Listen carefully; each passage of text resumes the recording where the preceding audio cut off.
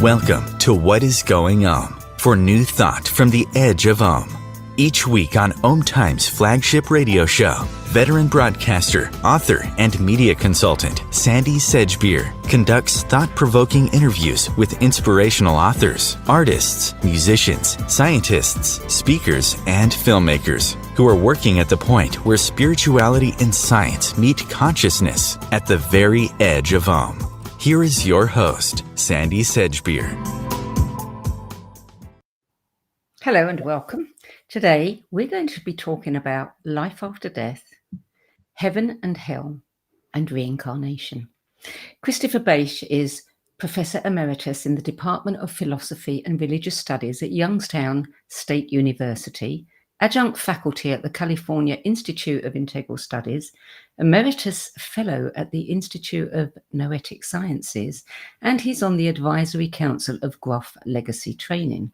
An award-winning teacher and international speaker, he is the author of 4 books, including one that I rate as one of my favorite of all time, LSD and the Mind of the Universe, Diamonds from Heaven, which chronicles his 20-year psychedelic journey exploring consciousness. And the other book, which we're going to be discussing today, is Lifecycles, Reincarnation and the Web of Life, which combines scientist testimonies about reincarnation with the synthesis of findings from consciousness research and near-death studies. Christopher Bache, welcome back to the show. Hi, Sandie. It's a pleasure to be with you today. You too. So Lifecycles has been hailed as the first book to both describe the dynamics of rebirth and explore the ramifications of adopting a reincarnationist perspective. Now, this was published, 35 years ago? Thereabouts, yeah. So that was right after you had started your journey with LSD. How many years into that journey, and how did that journey inspire this? Well, I started my psychedelic work after 1 year, my first year of being an academic, and I worked for 4 years, and then I stopped for 6 years. And during that 6-year interval, I did 3 years of past life therapy, uncovering and working with my own former lives, and I wrote Lifecycles. So my psychedelic work by that time had reached deeply enough that I had been given many personal insights into karma, the deeper cause and effect that underlies our lives. But at that time, I had not had personal experiences of my former lives in a psychedelic context. I had in a hypnotherapy context, but not a psychedelic context. But it really was my study of Ian Stevenson and then later other pioneers in the research documenting children and adults with validated, verified past lives memories that really became the foundation for my work in Lifecycles. Yeah, I mean, you shared a few of those stories, which I have, read before, and they're absolutely fascinating because the whole circumstances, there's just so much evidence there that, you really can't question it. One of them that really interested me was the child who you mentioned, Dr. Helen Wambach, who had a patient, a 5-year-old girl who rejected human contact and withdrew into childhood autism, but somehow she demonstrated mathematical and reading skills, which she had not been taught, but she would not communicate. But then over the period of their work together, she showed Dr. Wambach how she felt, what she was feeling by force feeding her with, a baby bottle, because she felt totally, like she was being treated like a helpless infant. Yeah. And when the doctor, understood that, then the child started coming into herself. Yeah. But she lost the reading and she lost the mathematics. I mean, stories like that are just, what do you make of them?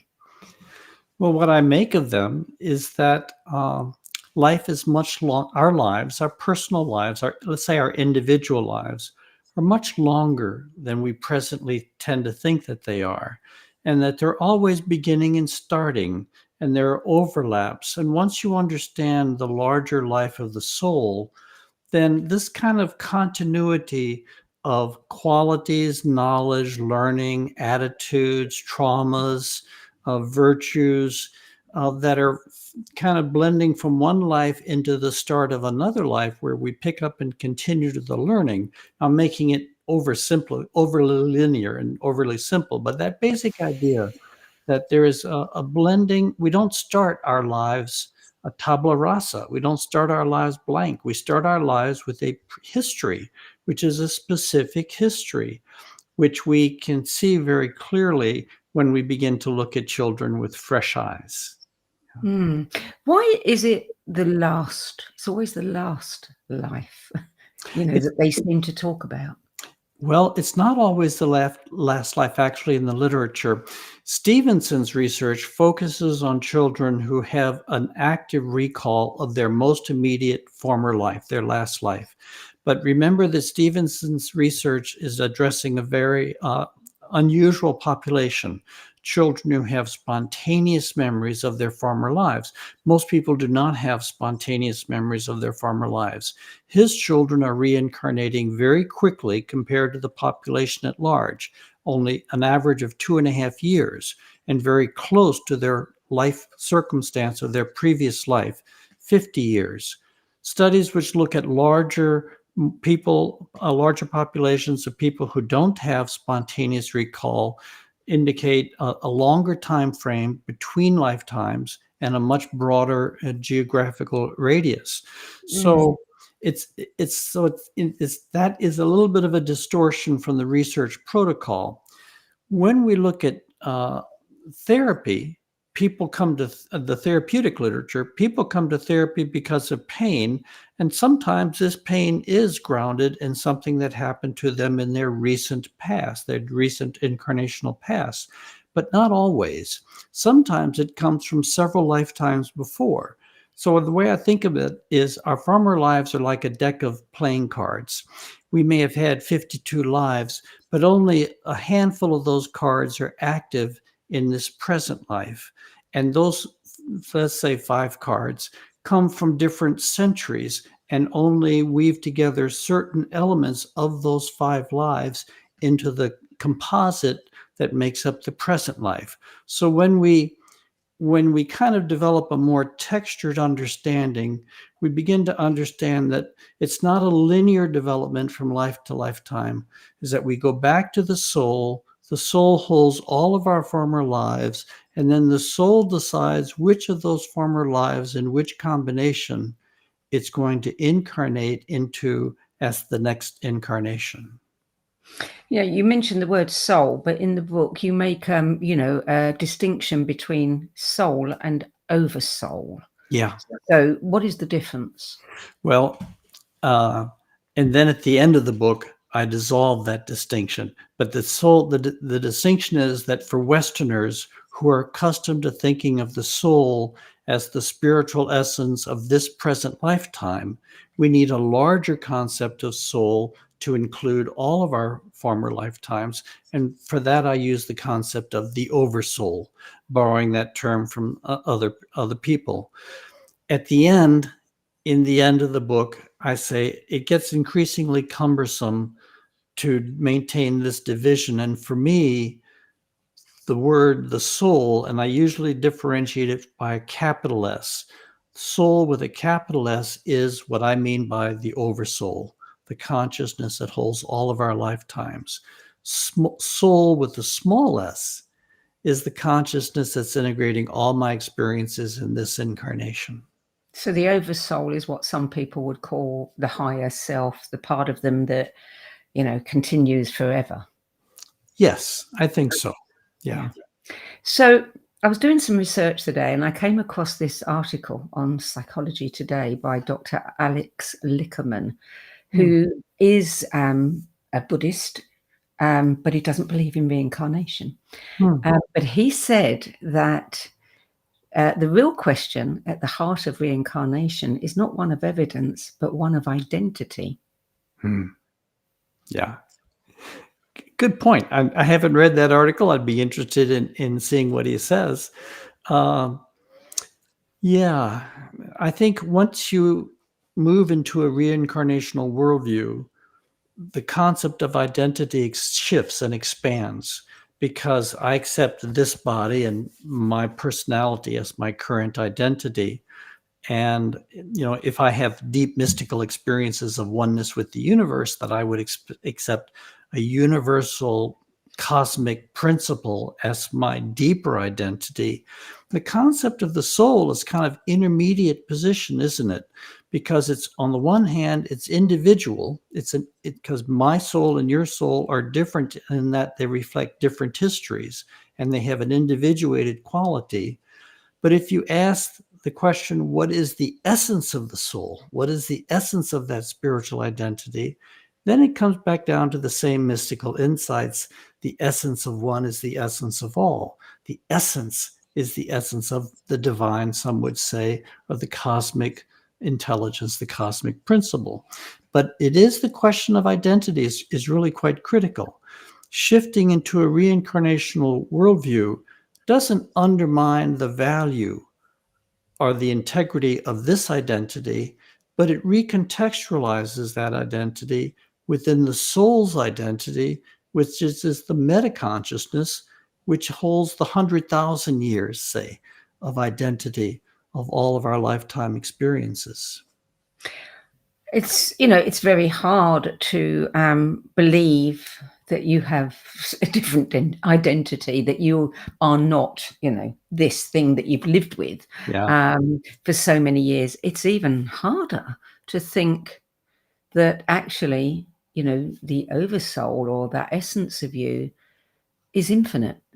It's lived forever and it will live forever. I mean, that's a hard one to get your head around. Well, it's hard in the beginning, but it gets easier with practice, both intellectual practice, but particularly with experiential practice and experiential access. It's one thing to be intellectually convinced by the evidence that reincarnation is a principle operating in life.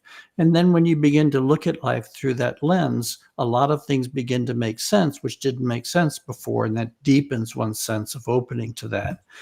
But when you actually sort of turn within and follow your awareness deeper within your own consciousness, so deep that eventually it taps into levels of your own self-awareness, which predates your physical body, and you learn the stories of that self-awareness that come from another life, and those experiences of that former life have a distinct quality of being you while being other than you, but you know that they are you. And if you encounter several such lives and you dialogue with them and you work with them, then it kind of causes a dilation within your, not only in your thinking, but within your heart, that it becomes easier to accept this transcendent, though individuated, but transcendent dimension to your identity. And eventually it becomes hard to think smaller than that. It actually becomes hard to take this as your only identity. I'm going to ask you some questions, some of the most common questions that crop up with this subject. And, the first one is, why do we reincarnate? Well, to learn, to grow, to become more than we are. And that really kind of gets down to the very basic question, what is the purpose of existence? If we think we don't reincarnate, if we only live one lifetime, then if there is a purpose to existence, it must be something that can be realized within however many years we have in one lifetime. But if we live an open-ended number of lives, then it invites us to expand our understanding of what the universe is doing in us, with all that time. And so it opens up an open-ended developmental possibility. We now have an understanding of the universe's time frame for the creation of galaxies and planets and systems and so on. But we've been excluded from that because we haven't had a sufficiently expansive understanding of ourselves. Reincarnation invites us to open up into an expansive understanding of our individual participation in the cosmic unfolding. And so we have all these lives in order to learn more, to become more, to actualize more. And it's not simply a matter of becoming enlightened, though that's a noble goal unto itself. It's enlightenment is simply a stage in an evolutionary progression which extends far beyond enlightenment. I mean, if you just think ahead, what could we become if we had 1,000,000 years more or 1,000,000,000 years more? I have a problem with this because if we are sparks of God, Yeah. if we know everything when we leave, and many people say suddenly they understand everything, and they're in a whole other kind of their awareness is so expanded. Yeah. Why do we need to learn more? How much more is there to learn? Aren't we complete when we're there, but then we actually kind of regress when we come here? And I don't understand the point of that. Yeah. Well, that would be like asking, too, a real good question. When the infinite, before creation, before manifesting the physical universe, why would the creative principle manifest the physical universe, which almost is inherently less self-aware, less knowledgeable? And I think it's not so much we do expand our knowledge much, much more when we die.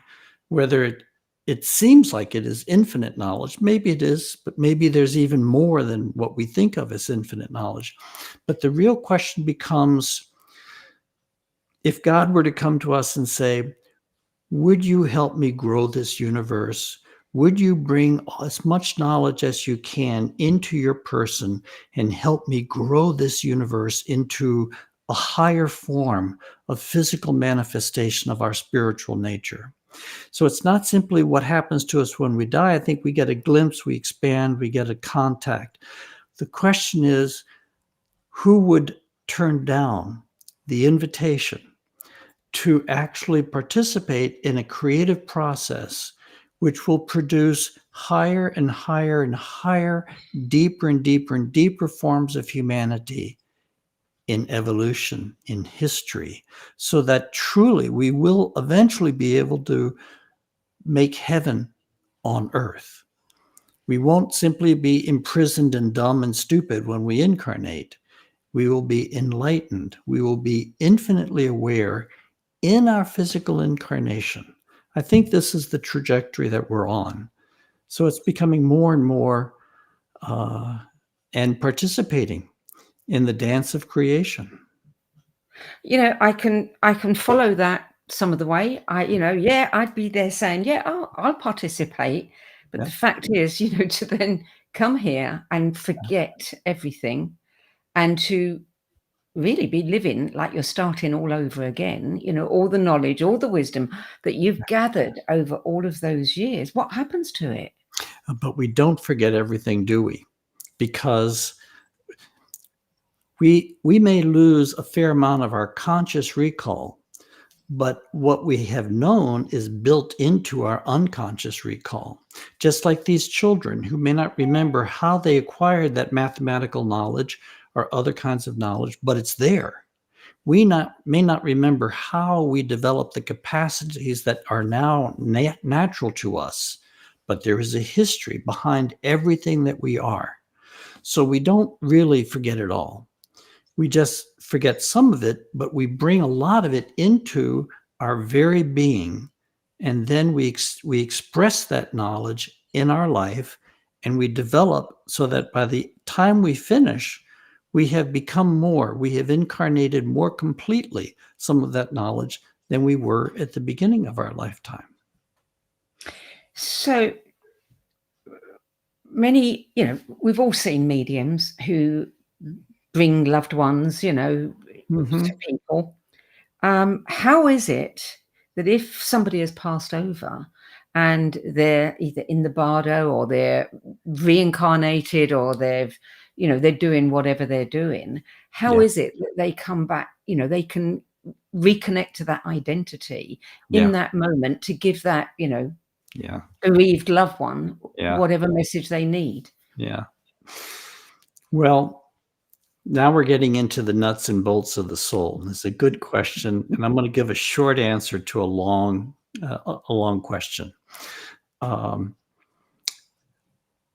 this is an ideal scenario, but a not uncommon scenario. I think when we die, we return to the soul, and after a transitional period where we evaluate our past life, and we evaluate what went right, what went wrong, and we assimilate that learning, we return to the soul, and we begin to naturally exchange what we might think of as our small identity for our large identity, our 100-year identity for a 100,000-year identity, so that Chris Bache no longer lives just as Chris Bache, but is restored to the total knowledge of my soul.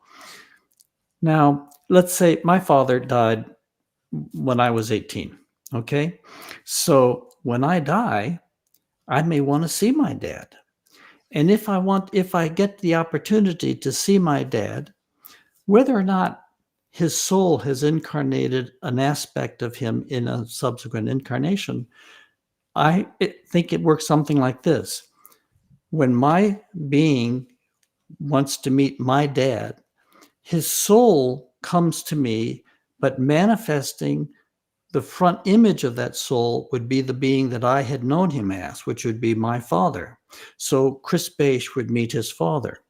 But soon, before too long, it would be a matter of soul to soul. So Chris Bache's soul would be meeting my father's soul, and we would be having a much deeper conversation than simply Chris Bache speaking to his father. Now we're having a cosmic conversation. Now, I think the mediums can contact people who are discarnate, but that we should be careful before we infer that the form in which the medium encounters them is the form in which they are truly existing in their post-death state. I think a lot of our fascination and compulsion even to communicate with those who have died in the form in which we knew them reflects a limited understanding of what happens to us when we die. And it tends to reflect a Western understanding that when we die, we are judged and we go to heaven or hell or purgatory or some level of the bardo. And it's a pretty short-term concept. I am not particularly interested in communicating to my father as I knew him, when there's so much more could take place in our exchange. So in a sense, the soul of the person that comes through for somebody is, in a way, doing something with compassion, and they're just stepping into Yeah, they're wearing the the out of garment. compassion, Yeah. the presence of that this person had known them as, and Yeah. communicating to that person through that persona. But that persona isn't necessarily who they truly are now. Mm. Another common question is, and until I read this book, I didn't know how to answer it. Is well, how can there be reincarnation? There's far more people on the planet now than there were, 1,000 years ago. Yeah. Yeah. Well, I'll answer with an analogy, start there. If you were at a university and the university had 6,000 students and you never left campus, you lived on campus, and there was a rhythm every semester, there were fewer people that went home, and then every semester they came back. But over a few years, you would notice that the population of the campus is getting bigger. And you might wonder, where are all these extra people coming from? But of course, they're coming from a town outside of campus, which is a much, much larger town than the number of people on campus. And I think it's like that with reincarnation.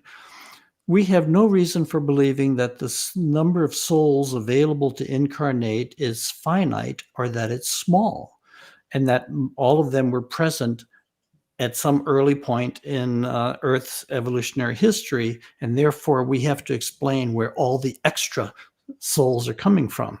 Perhaps there are billions of souls in line waiting to take up positions as positions become available in the Earth School. We have no reason for believing that the number of souls is finite or that they were all present on Earth in the beginning. So we just have to, the invitation here is to open up to understanding that the spiritual universe is many, many times larger than the physical universe. Robert Monroe, his work in out-of-body work in the Monroe Institute, emphasizes over and over. The physical universe is a small slice of reality. Most of reality is spiritual. But wasn't it Robert Monroe who also said that some humans evolved from higher animals? Yeah, actually, that is the common view of most reincarnation societies. That is, if we follow the line back and ask, where does reincarnation begin? They generally think that it doesn't begin with human consciousness. It begins farther back in our animal pedigree. So reincarnation seems to be a dynamic that is correlated with the birth of individuality. Hard to see grass as individual, but sooner or later we have individuated consciousness emerging within the animal kingdom. Reincarnation seems to be a function of that individuated consciousness exploring and empowering and expanding itself. And that starts before human beings. Now we're actually getting, I think it's Dr. Linda Backman, who does past life regression, who was trained with Michael Newton. And he told her that the time would come when many the lives they accessed were not lived on this planet. And that's actually happening, she said. I mean, her books are full of stories of, people's experiences that they connect with previous life somewhere else entirely. Well, we'd have to ask, at least on a theoretical level, why not? Yeah. If we just look up at the universe and look through the Hubble telescope and all the wonderful images that are coming to us, and we see life burgeoning and stars and planets, why shouldn't there be evolved life on those forms? And if reincarnation is possible, then why should it only be restricted to one star system? Yeah. Why might not there be some type of interplanetary crossovers? I don't have any personal experience of that myself, but I know that she does. And so I think, well, that's interesting. It is interesting. It is. We're going to take a short break now. You're listening to What Is Going On. I'm Sandie Sedgbeer. My guest today is Professor Emeritus in the Department of Philosophy and Religious Studies at Youngstown State University. And I won't read the rest of what you do other than you're an international speaker, a teacher, and an author, Christopher Bache. And we're discussing the compelling research and the tantalizing questions raised in his book, Lifecycles, Reincarnation and the Web of Life. Still to come, what happens to those identities that we once thought were us? Why was reincarnation removed from the scriptures? Why is our time between lives as important to our development as our earthly phase? And more. Stay tuned. Times TV.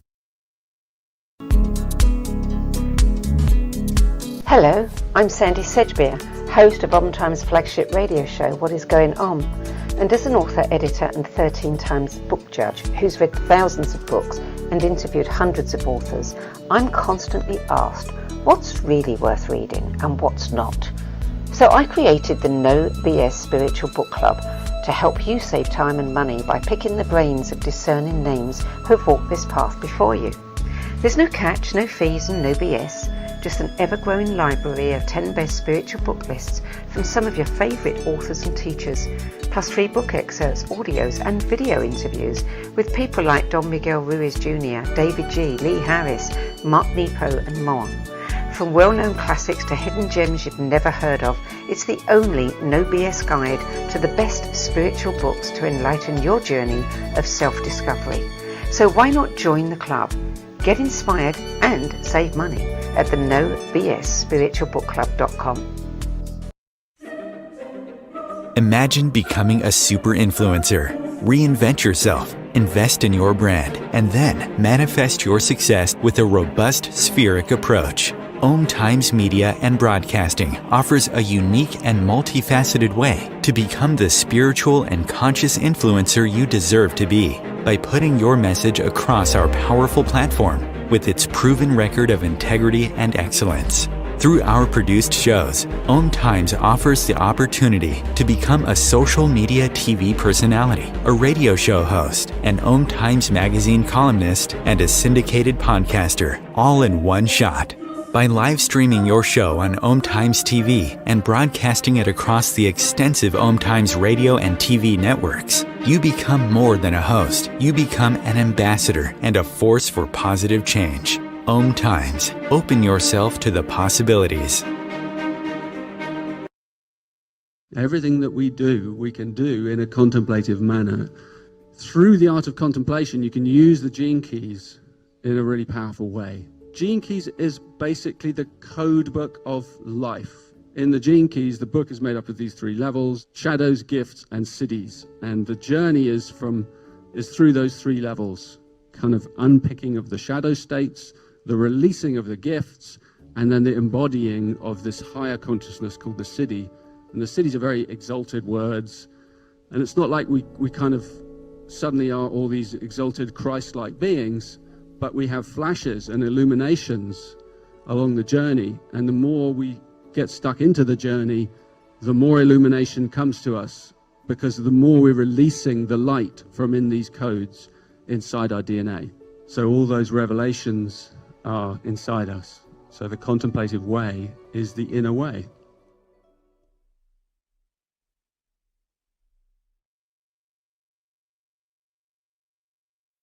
There are 16 million children struggling with hunger in America. That's 1 in 5 daughters, sons, neighbors, and classmates who don't know where their next meal is coming from. Yet billions of pounds of good food go to waste every year. It's time we do something about it. Feeding America is a nationwide network of food banks that helps provide meals to millions of kids and families in need. Visit feedingamerica.org to help them feed even more. Together, we can solve hunger. Together, we're feeding America. Welcome back. Christopher Bache.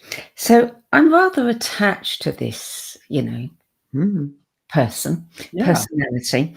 The thought that it might disappear at some point, like an actor just shedding a role that they've played, take off the costume and never to be seen or heard from again.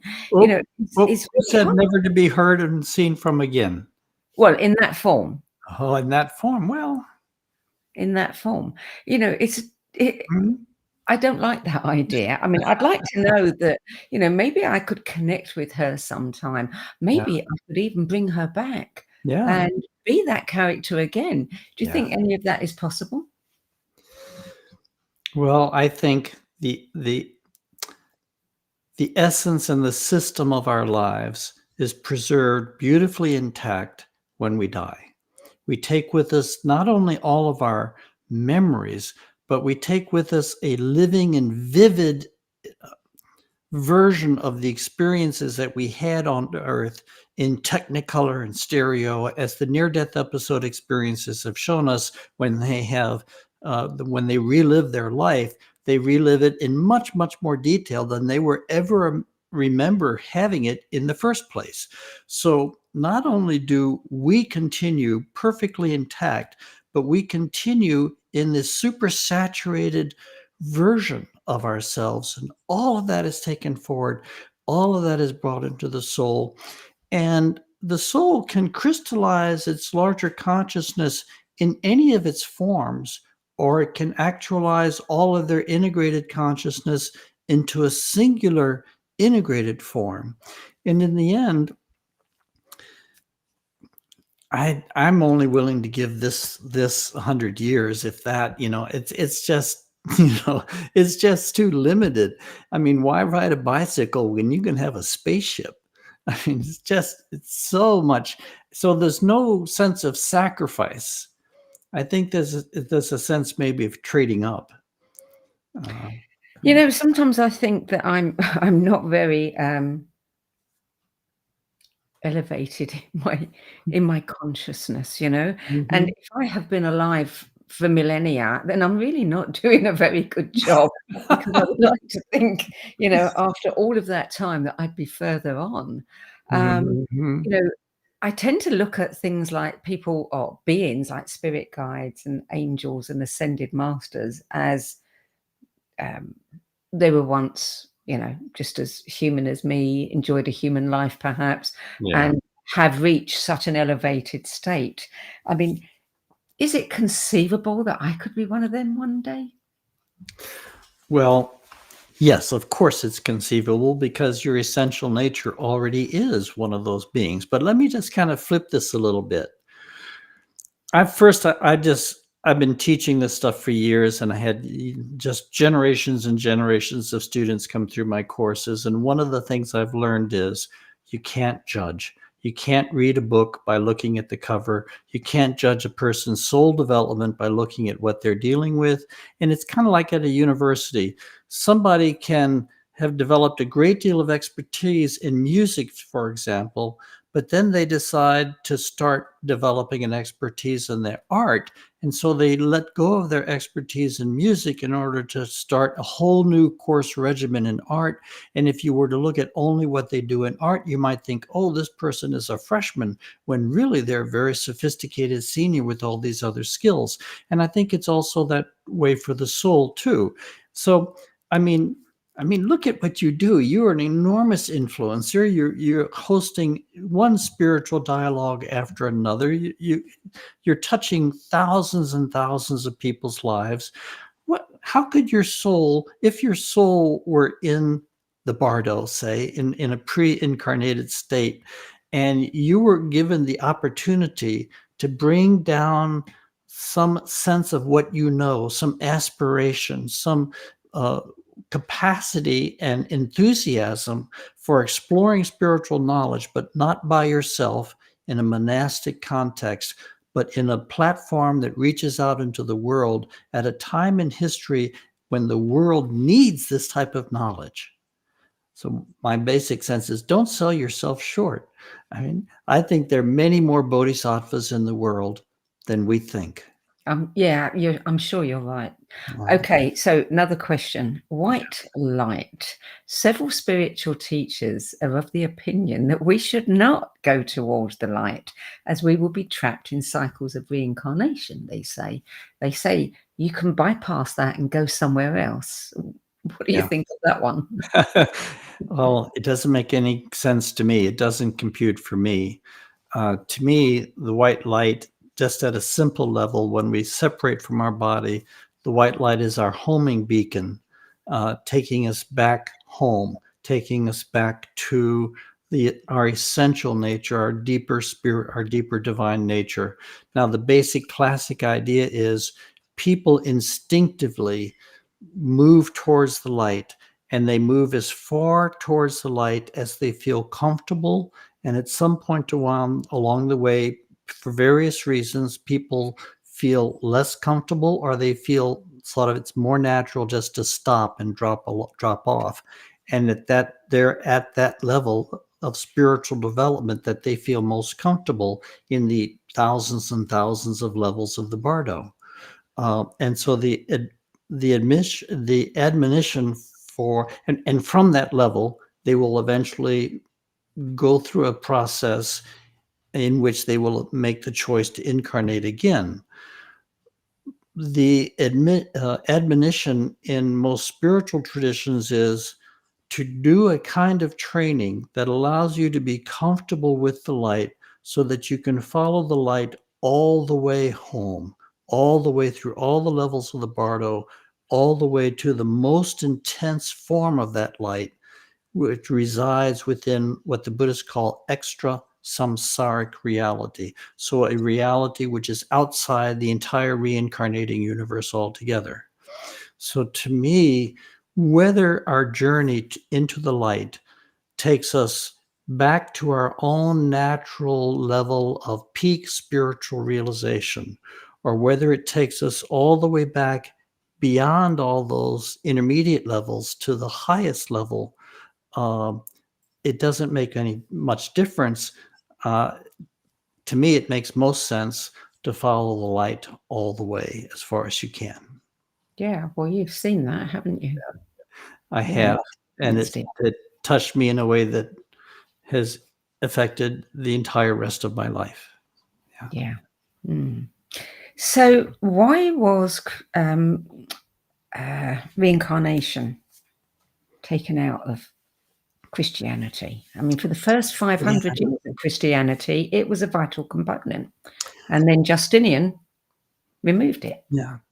Well, that's a complex story. And that I was first an historian of early Christianity. That was my first academic love. And the search for the historical Jesus was my first. I did my master's at Cambridge in the search for the historical Jesus. And it's a complex process.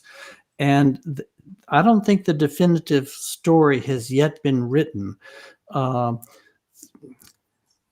Did Jesus teach reincarnation? It certainly is present in some of the Gnostic Gospels, but do those Gnostic Gospels reflect the actual teaching of the historical Jesus?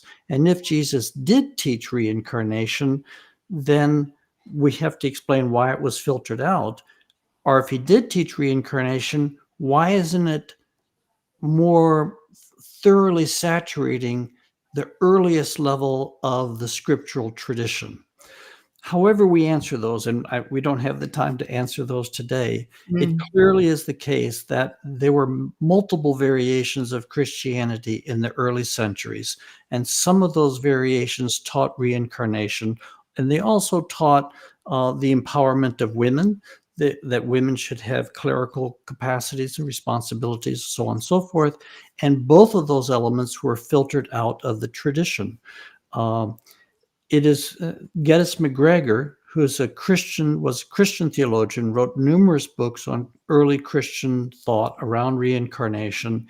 He's of the opinion that there is nothing inherently contradictory to the belief in reincarnation and the teachings of the essential Jesus, kind of the early core teachings of Jesus. But it gives an individual too much autonomy for their spiritual welfare in the historical context of the collapse of the Roman Empire, the emergence of of highly centralized authority.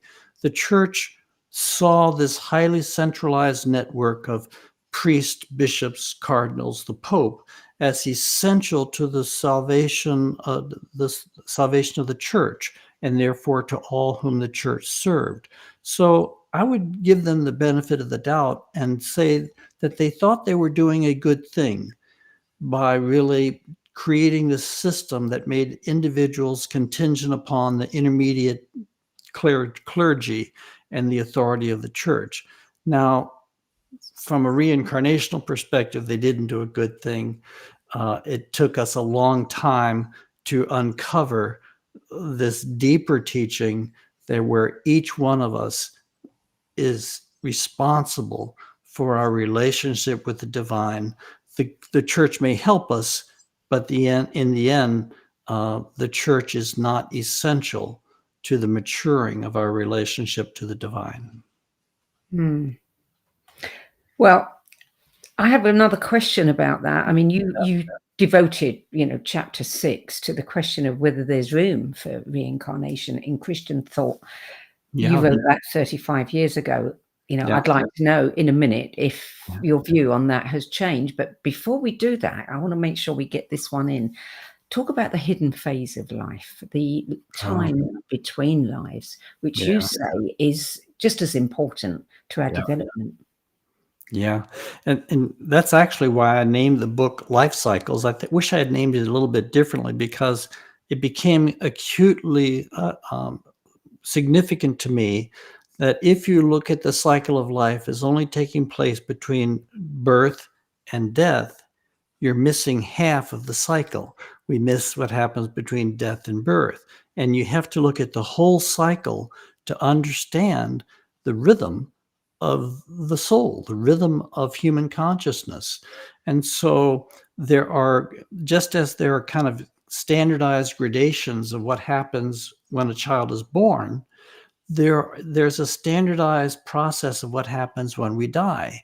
And I think Michael Newton's work is some of the best work I've seen explaining what happens in the minutes, hours, years, using time in a non-time universe after we die. The integration, the introspection, the review of our most recent life, looking at it deeply from within a spiritual perspective, looking at our relationships and our challenges, and from a deeper spiritual perspective, integrating all of our successes and failures, really internalizing them, entering into the civilization of spiritual beings, in the civilization and in the community of fellow soul travelers, and enjoying the recess, the return to a more complete spiritual awareness of existence. And then in time, a gradual focusing into the next challenge that we set for ourselves. Because it's like a university. You finish a semester, you take your exams, you digest and rest for a bit, but you make then choices for what you're going to take next semester. And Newton shows that these choices are done not by ourselves, but under the guidance and tutelage of our guides, our more senior spiritual beings. And we have some insight into the lives that we're choosing. We have options, and we make a choice that this particular set of challenges suits my particular needs, where I am in my development, or it gives me an opportunity to be of service in ways that I haven't experienced before. And then we make those choices, and then we've engaged the incarnational process, and we wake up kicking and screaming as a newborn child. If you understand the whole of the cycle, then you have the beginnings of a much deeper understanding of what makes life tick in a human psyche than if you only pay attention from birth to death.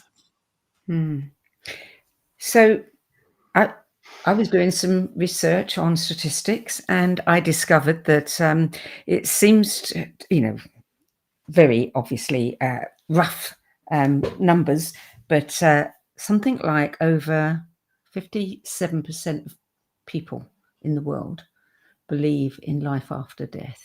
Yeah. Between 12 and 44%, depending on which country you're looking at, believe in reincarnation.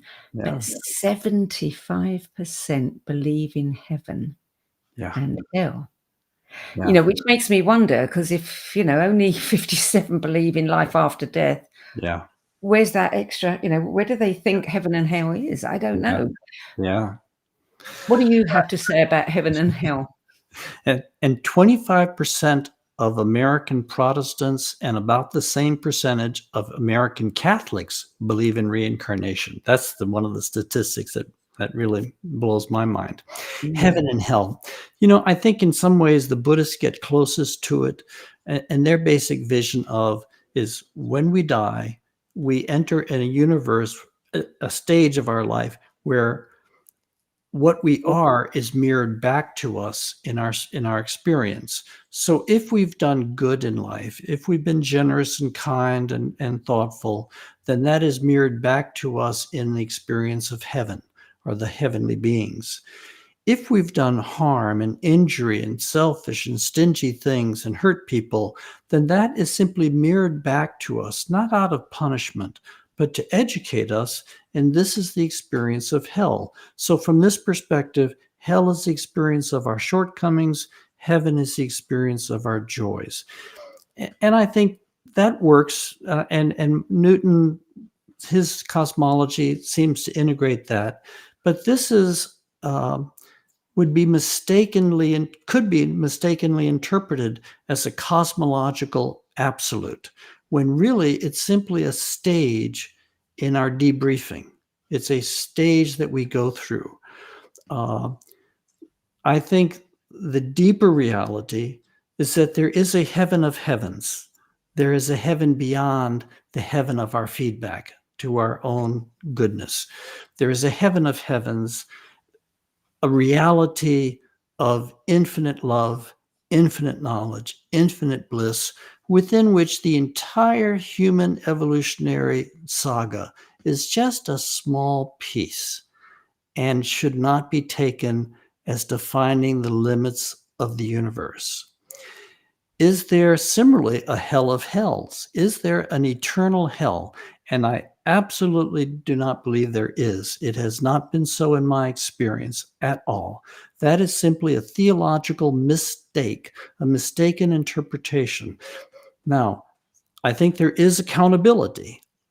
We are responsible for the actions that we take, and there is an accountability. Nobody gets out scot-free. But that accountability does not include this loathsome idea of eternal damnation or eternal punishment.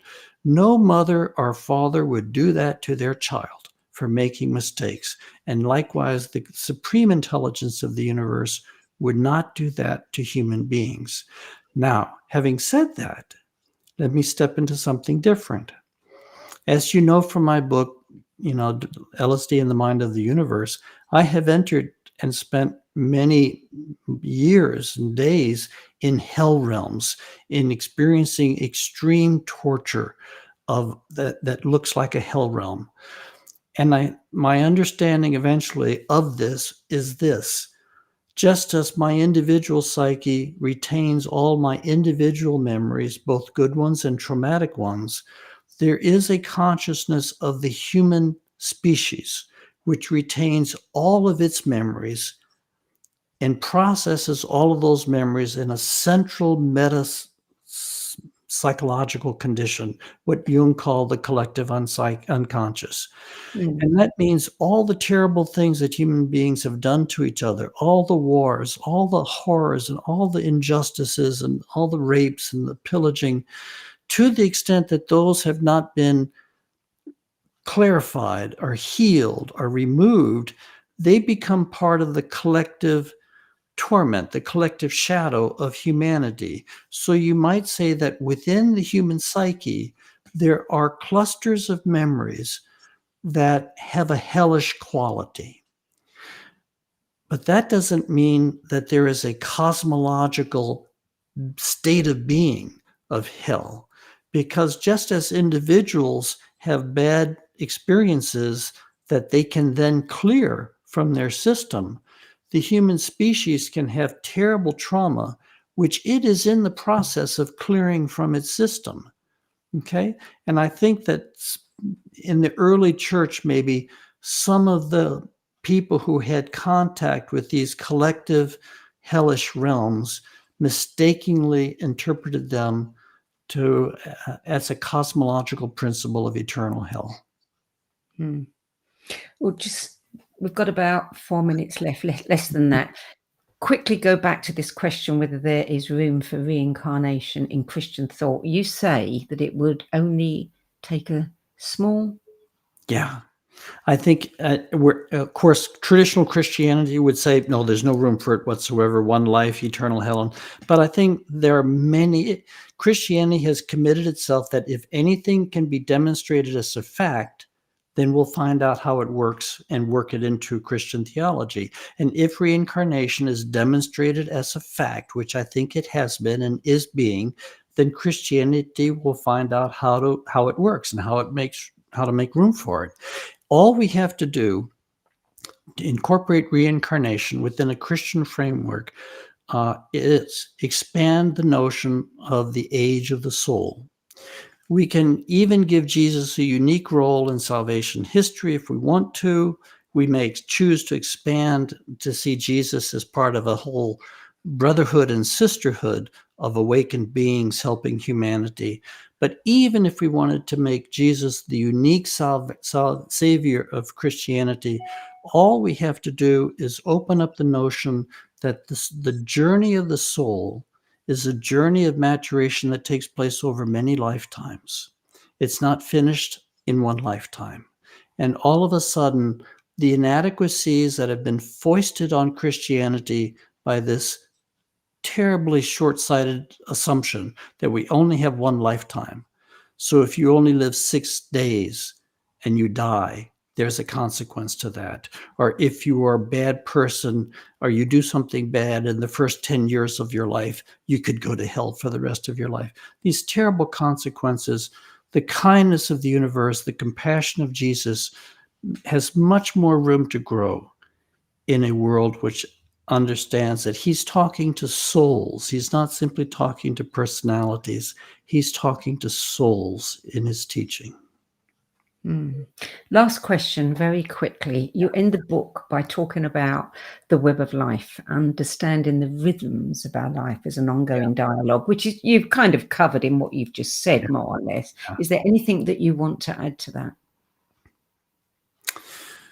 I've lived in the reincarnational worldview so long, and I've taught it and talked with people and listened to their stories and processes people's life experience, that it is so natural to me to understand the uniqueness of every soul and the uniqueness of every incarnation and the complex background web between lives and circumstances, that to see life in the old way, what I used to see it in this kind of silo way, is completely unnatural, intellectually and spiritually untenable, and spiritually unnourishing. So to me, reincarnation doesn't answer all our questions, but it is the beginning of deeper and deeper and deeper questions and deeper answers, which brings a true richness and deep satisfaction to the life process. It takes out this terrible horror of a good God who is Chris, loving. I think I'm going to have to cut you there. It looks like we've gone over time. I Okay, am so sorry, but that's okay. what can I say? You know, talking to you is always fascinating. Christopher Bache, thank you so much for joining us today. Thank you, Sandie. So Lifecycles, Reincarnation, and The Web of Life is still available in paperback format. And for more information about LSD and the Mind of the Universe and Chris's other books, articles, and events, visit his website, chrisbache.com. That's it for this week. I'll be back at the same time next week with another What is Going On. Till then, it's goodbye from me, and thank you again to Chris Bache. Thank you, Sandie.